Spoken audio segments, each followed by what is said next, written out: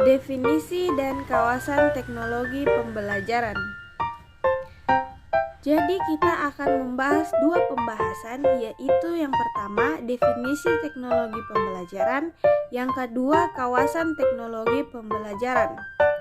Secara etimologis, kata teknologi berasal dari bahasa Yunani, yaitu techni, yang berarti keterampilan maupun ilmu pengetahuan. Dengan kata lain, dapat diartikan sebagai ilmu pengetahuan yang berkaitan dengan keterampilan. Sedangkan secara terminologis, kata teknologi menurut Spector yang dikutip oleh Youmi dalam bukunya adalah metode yang digunakan untuk memberikan pengetahuan dengan mudah. Untuk pembelajaran sendiri dapat diartikan sebagai proses interaksi yang dilakukan oleh beberapa orang, sumber belajar maupun alat bantu belajar untuk menghasilkan pengetahuan yang bermanfaat, pengembangan potensi diri, dan juga untuk menyalurkan minat yang dimiliki. Adapun pendapat lain mengenai pembelajaran menurut Susanto yang dikutip dalam bukunya Pembelajaran Bentuk Bantuan yang diberikan pendidikan untuk membentuk peserta didik, memperoleh sebuah pengetahuan dan membentuk sifat.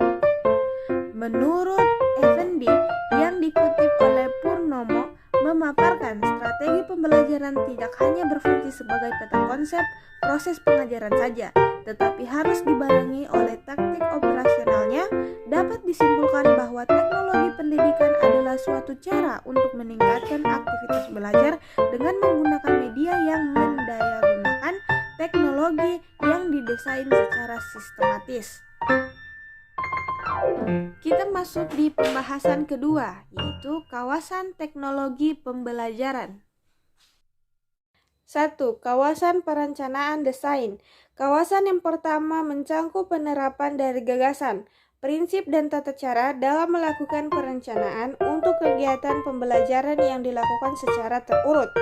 Dengan kata lain, kawasan desain adalah metode yang digunakan untuk menentukan suasana belajar, untuk mencapai strategi dan hasil pembelajaran. Dari kawasan perencanaan desain memiliki cikal bakal dari gerakan psikologi pembelajaran yang terdapat faktor-faktor pemicu sebagai berikut. 1. Terdapat pada artikel dari B.F. Skinner yang dikutip oleh Warsita, yaitu teori pembelajaran berprogram. 2.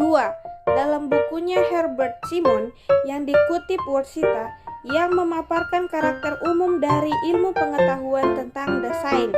3. Menurut Warsita, adanya pusat-pusat desain, bahan pembelajaran dan terprogram, misalnya Universitas Pittsburgh pada tahun 1960-an. 2. Kawasan pengembangan.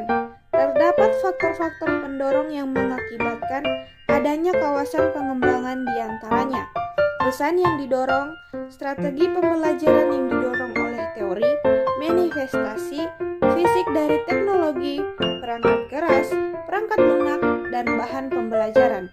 Pengembangan adalah proses penyalinan rincian desain ke dalam bentuk fisik. Dalam kawasan teknologi pengembangan mencakup A. Teknologi cetak, B. Teknologi audiovisual, C. Teknologi berbasis komputer, dan D. Teknologi terpadu. 3. Kawasan pemanfaatan. Pemanfaatan ialah tindakan yang menggunakan bahan dan peralatan media untuk meningkatkan proses belajar.